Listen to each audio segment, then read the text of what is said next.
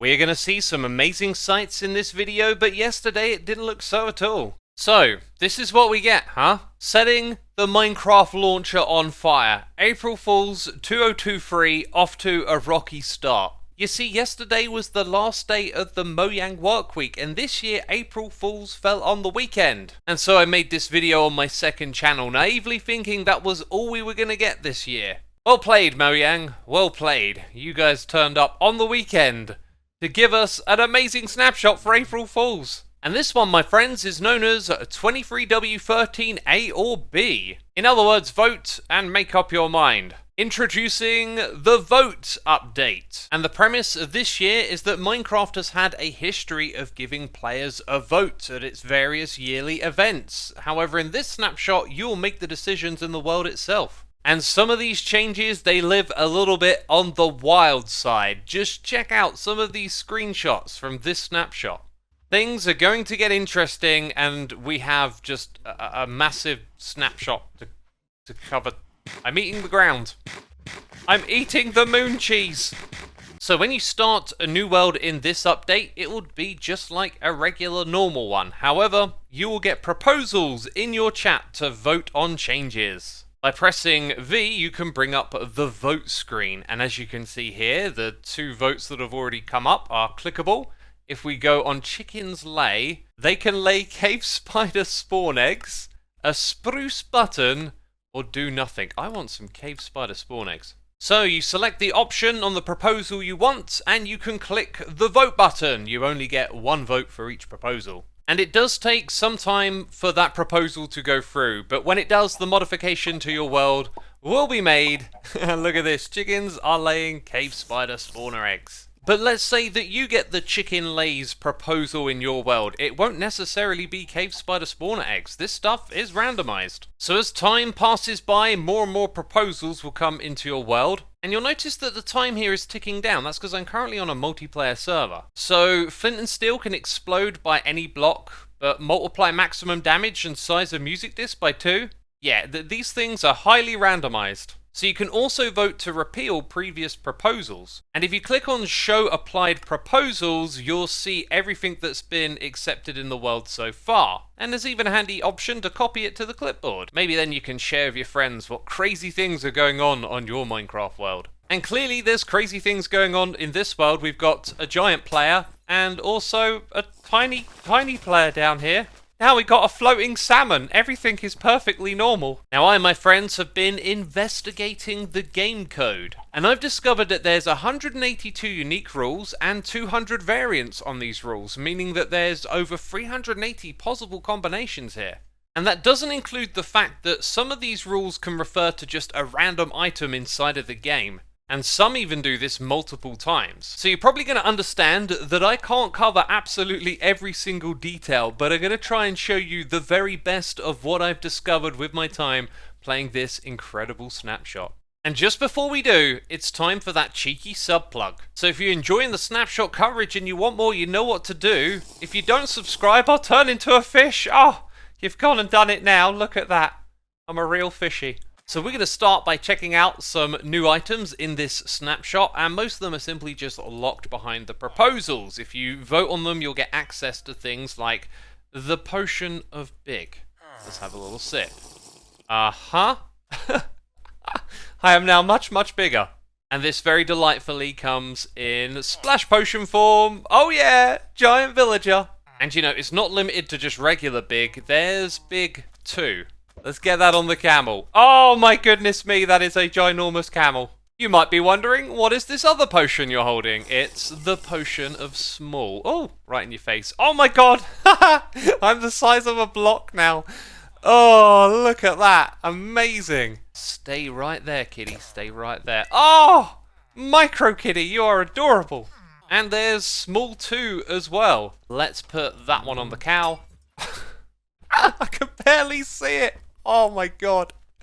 It's so small and its shadow's so massive. Iron column, be small. Oh gosh, I can barely see you. Endermen are pretty big. Now we got a giant Enderman, I love it. Not so sure about these fart bubbles in my face though. They always make the video look bad, don't they?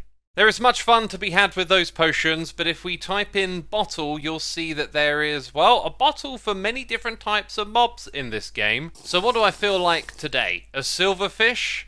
A camel, perhaps? Or maybe I want to pick up some blocks. I'm now an Enderman. Look at me.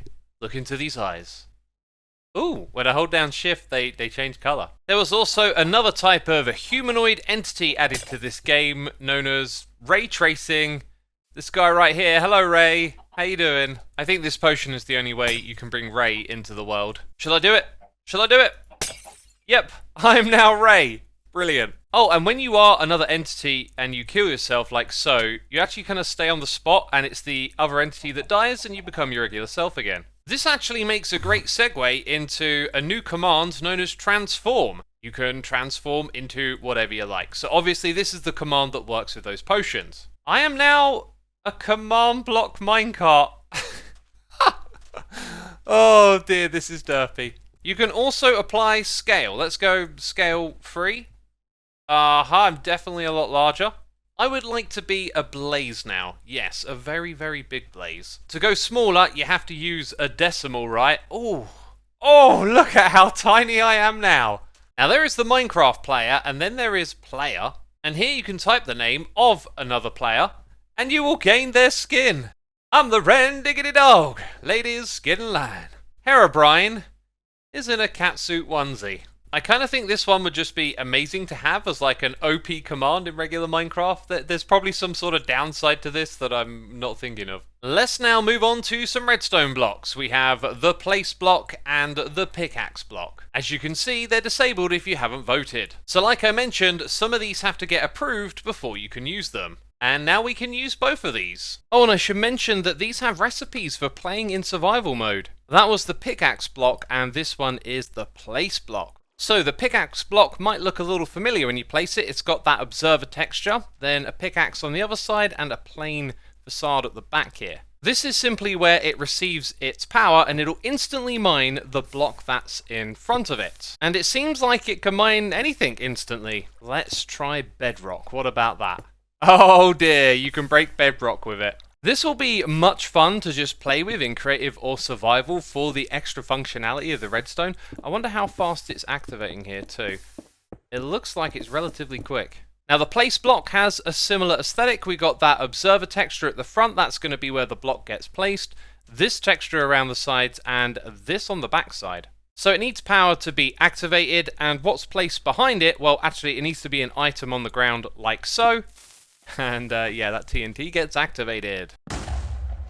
Next up, I want to show you some custom capes that have been added to the game. There's 5 in total. This first one is literally awesome. The second one that we have has a sorry looking squid face on it. The third one is the veterinarian with a cat at the bottom. And the fourth one is this awesome looking rainbow, I think based on the Nyan Cat meme. And then last of all, there is a no circles, because this, my friends, is a blocky game. Again, to unlock this, you'll need to approve it through a vote. However, if you want to use a command, you're also going to have to throw in an additional parameter, and that is simply one of the names from this list of the 5 capes. So for example, you put no circle in like this, and then you would get that particular cape. Okay, what's this? King B-Dogs? Let's find out. Here's a wolf. Here's a name tag.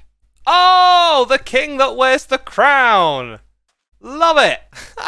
That's a pleasant little Easter egg. You know, Dinnerbone, Grum, Jeb, they have some name tag secrets. Maybe this should be in the vanilla game. I would love a wolfie with a crown in my world. Okay, before we get to the real good stuff, let's go through some of the weird items that have been added to the game and things that you can craft. This is simply longer string, and you can't seem to do anything with it. But here we have a new banner pattern, which I wish they would do more often. However, this one is rather suspicious looking. Yes, very suspicious. There's also a copper sink that you can put water in, and you can take water out of. And I've got no idea what else it can do. So the copper sink has a recipe for survival, and believe it or not, you can craft air with empty glass bottles, and that air can be crafted into packed air of all things. I am holding packed air, and when I place it, we get particle effects. So I don't know how you obtain this tea, but it is a tag. If you put it into a stone cutter, you'll get a bit, or actually 16 bits. And with these, you can craft these other symbols like so. And in the redstone tab, you can find more of these mysterious blocks. Byte tags, short tags, this all sounds like stuff related to MBT, which is how the game stores a lot of data.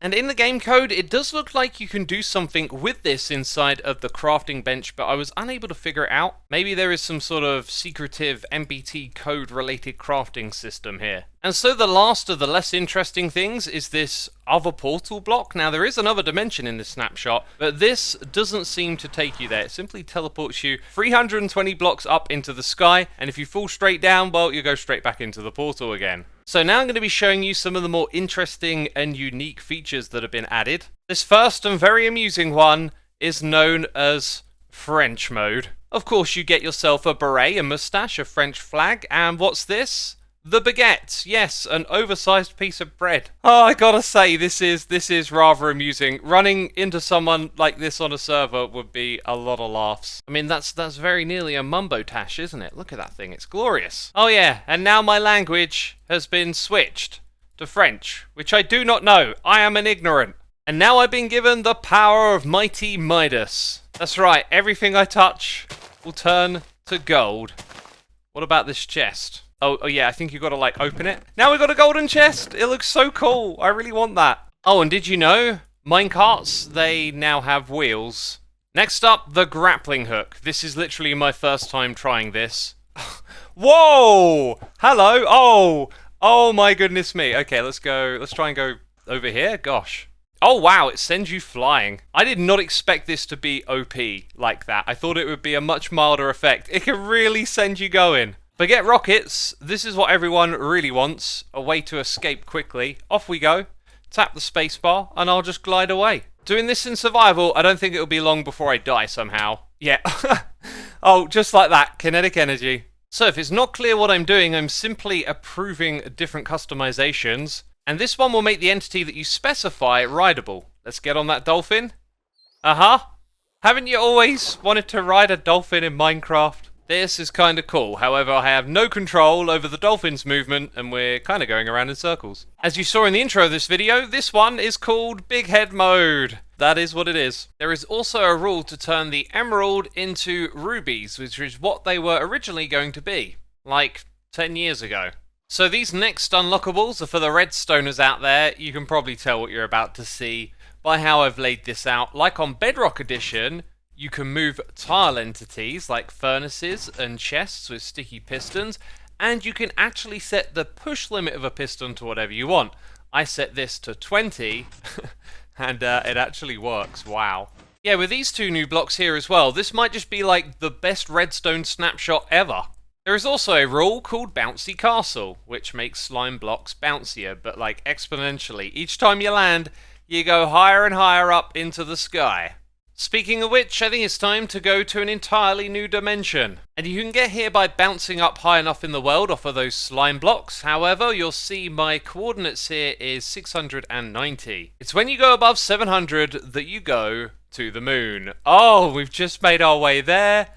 And look at that, we can see the Earth below us as we fall down slowly to the moon. The terrain is about to come into view. Oh, I absolutely love this. Oh, wow, that was so cool. I want this. I really want the moon dimension in Minecraft. So the landscape is pretty consistent. There are these different sized craters, but somewhere at the center of the moon region, you'll also find a lunar base. This is it right here. And do you remember that magic you saw at the beginning of this video? Well, you activate it by landing on this pressure plate. Let's step back and see this thing in action. It is just glorious. Look at those cows jumping. Yes, there is gravity effects on the moon as well.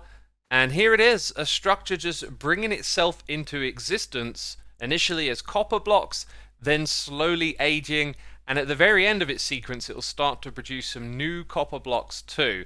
I don't know what this thing is supposed to represent, but I absolutely love the animation. It is so very, very cool.